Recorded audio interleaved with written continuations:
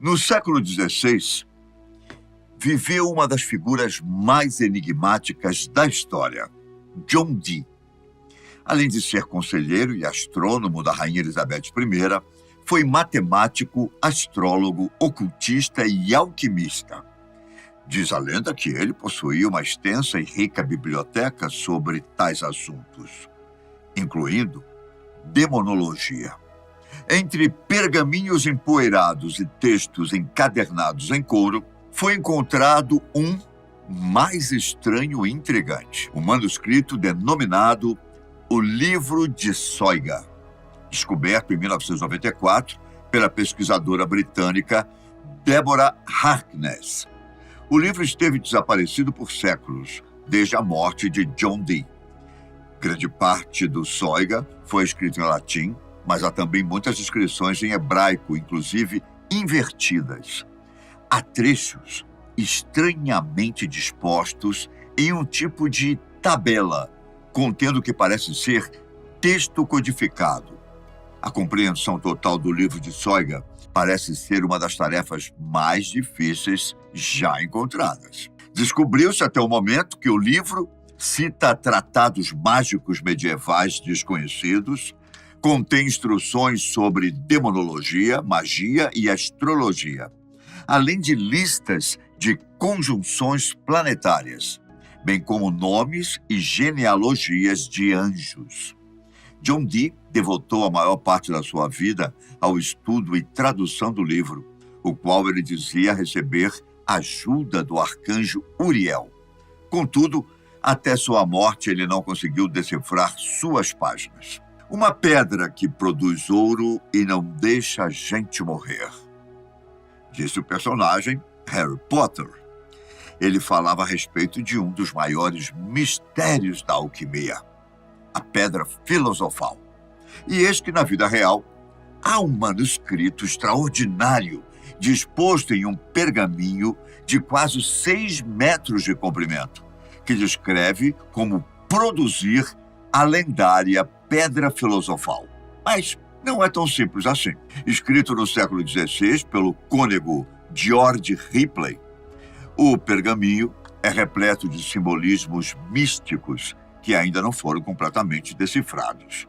Segundo os pesquisadores, o pergaminho Ripley, como é conhecido, contém não só os procedimentos para transformar metais básicos em ouro ou prata, como também a fórmula para rejuvenescimento e até para a imortalidade. Bom, é de se supor que o próprio Ripley não testou todas as suas fórmulas, especialmente a da imortalidade, uma vez que ele não está aqui para ajudar a compreender o que ele mesmo escreveu, não é mesmo? Bom, mas não deixa de ser um achado de grande importância histórica, pois nos apresenta personagens e costumes do século XVI. Não há nesta terra quem ainda não ouviu falar de Michel de Nostradamus, conhecido apenas por Nostradamus. Ele foi também astrólogo, médico e, desde que publicou suas primeiras centúrias, foi um renomado vidente. Seu livro, As Profecias, com cerca de 1000 previsões, foi escrito e publicado entre os anos de 1555 e 1557, em 2 partes. O que sempre dificultou o trabalho de tradução foi a forma com que Nostradamus escreveu. Os versos não apresentam coerência cronológica e foram escritos numa combinação do francês arcaico, grego e latim. Além disso, a obra também é repleta de símbolos, anagramas e referências astrológicas e mitológicas, numa linguagem própria e subjetiva, o que não colabora muito para uma tradução rápida e precisa. Acredita-se que Nostradamus tenha usado esse método como um recurso para não ser perseguido e preso pela Santa Inquisição. Depois que escreveu seu livro mais famoso, muitos passaram a vê-lo como um servo do mal, um golpista ou um louco. Era dito que, para escrever, Nostradamus costumava se sentar em uma cadeira de bronze, quase todas as noites, cercado por espelhos, varinhas e uma tigela com água, que servia-lhe como oráculo.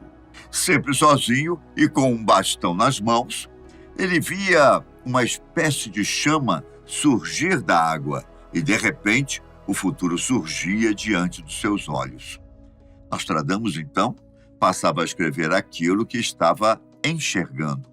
Foi assim que ele escreveu suas 1000 profecias, muitas das quais já foram concretizadas. Quedas de cidades, mortes de reis, nascimentos de tiranos e guerras são algumas delas.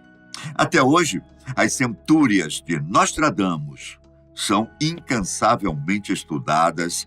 Contudo, muito pouco se sabe ou se tem certeza sobre elas, pois há uma grande parte de estudiosos que não creem nos versos como previsões, mas como sendo conjecturas do antigo médico, considerado até hoje o maior manuscrito medieval de todos os tempos.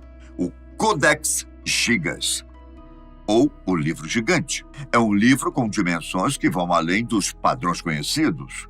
89 centímetros de altura, por 49 de largura, 310 páginas e 75 quilos.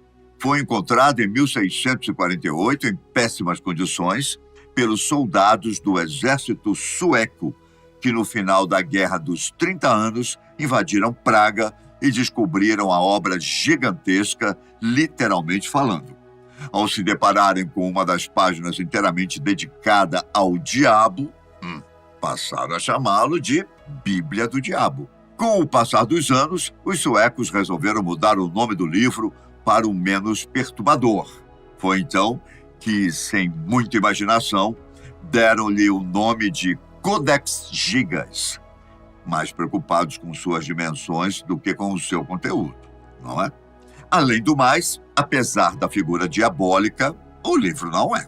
O maior mistério acerca deste livro é sobre como e quanto tempo ele demorou para ser escrito. Tudo indica que ele tenha sido escrito por um monge chamado Hermann, o Recluso, que vivia no mosteiro beneditino de Podlazice, na antiga Boêmia do século XIII. Segundo a lenda, ele teria sido acusado de quebrar seus votos monásticos.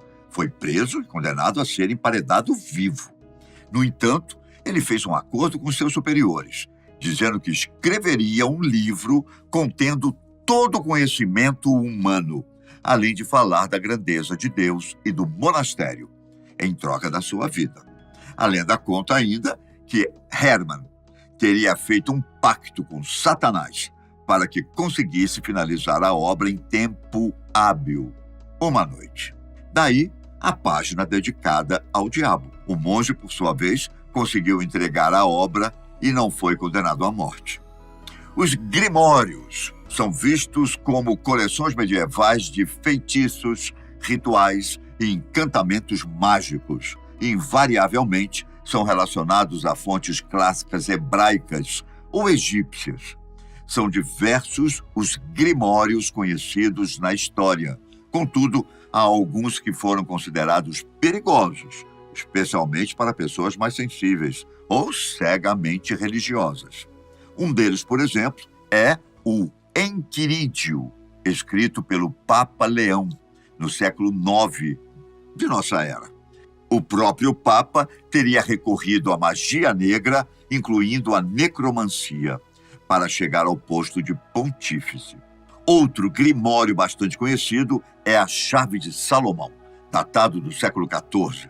O livro aborda as vestes rituais, os instrumentos místicos, como anéis e espadas, e as orações em latim que devem ser usadas para invocar e aprisionar demônios. Segundo afirmava-se na época, os demônios se tornavam escravos de quem os invocava.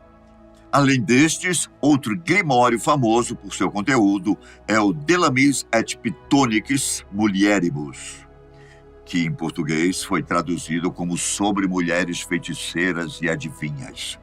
Escrito por volta de 1489 por Ulrich Molitor, o autor defendia as bruxas da época, dizendo se tratar de mulheres vitimadas pelo diabo. Porém, no livro, Ulrich detalhou os procedimentos para se comunicar com os demônios. Por fim, o Grande Grimório, um livro contendo vasto material a respeito de magia negra, como invocar Lúcifer e fazer pactos. É também considerado bastante intimidador e amaldiçoado. Esta versão, chamada de O Dragão Vermelho, pode ter sido publicada pela primeira vez em 1522. Com boa parte originada de A Chave de Salomão, esta obra foi dividida em 2 livros. O primeiro contém instruções de como invocar um demônio e a construir ferramentas que permitem o controle total sobre a criatura invocada. O livro 2 é dividido em 2 seções. A Sanctum Regnum, com instruções para fazer um pacto com o demônio e comandá-lo, sem as ferramentas do livro 1, mas com maior risco. E Segredos, que contém feitiços e rituais mais simples que se pode empregar depois de ter realizado o ritual do primeiro livro.